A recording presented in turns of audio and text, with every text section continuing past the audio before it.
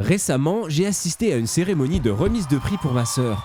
Alors que j'étais assis dans la foule avec ma famille et que je regardais ma sœur monter sur scène et accepter le prix, je me suis senti tellement heureux et fier d'elle.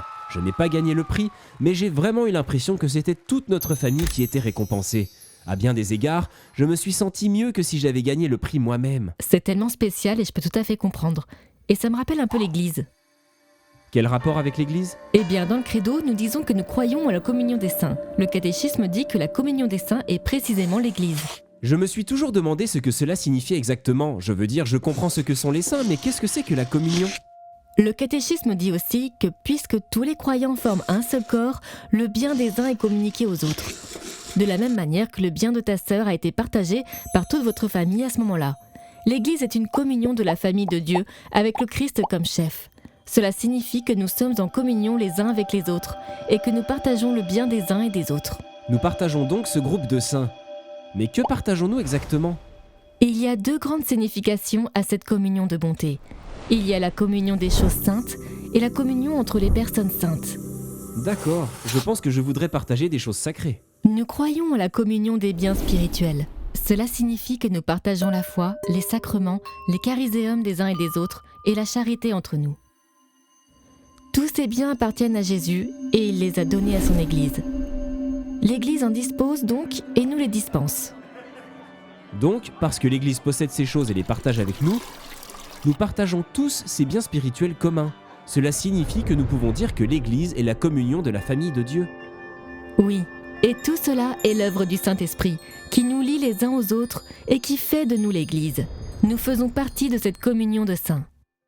D'accord, mais attends une minute. Je ne suis vraiment pas un saint.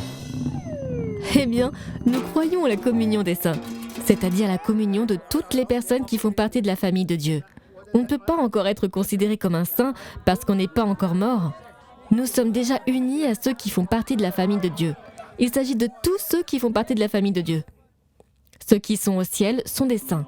Cela inclut les saints dont nous savons qu'ils sont au ciel, comme le déclare l'Église, et tous les autres qui sont également au ciel. Il s'agit également de ceux qui, sur terre, font partie de l'Église. Il en va de même pour les personnes qui sont mortes et qui sont en route vers le ciel, ou ce que l'on appelle le purgatoire. Nous avons donc cette relation spéciale partagée avec l'Église, la famille de Dieu sur terre et au ciel. Mais qu'est-ce que cela signifie vraiment pour nous concrètement ? En quoi cela change-t-il ma vie ? Jésus, par la puissance de son Saint-Esprit, nous unit tous ensemble dans la famille de Dieu. Jésus est la tête de l'Église et nous sommes le corps. Cela signifie aussi que nous pouvons nous aider les uns les autres. Nous pouvons prier les uns pour les autres. Et les saints prient constamment pour nous. Les saints ne sont pas passifs au ciel et ne s'intéressent pas à nous. Tout comme toi et ta sœur.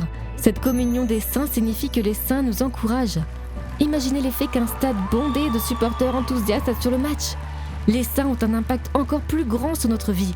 Ils apprécient notre sainteté et notre bonté et prient et intercèdent pour nous. Nous sommes donc tous unis par notre lien commun avec Jésus. Nous partageons tous la bonté et la communion de Jésus. Et à cause de cela, nous sommes connectés d'une manière spéciale les uns aux autres. D'une certaine manière, c'est un lien plus étroit qu'avec un membre de la famille ou un conjoint. C'est pourquoi nous croyons la communion des saints, parce que l'Église est la communion de la famille de Dieu.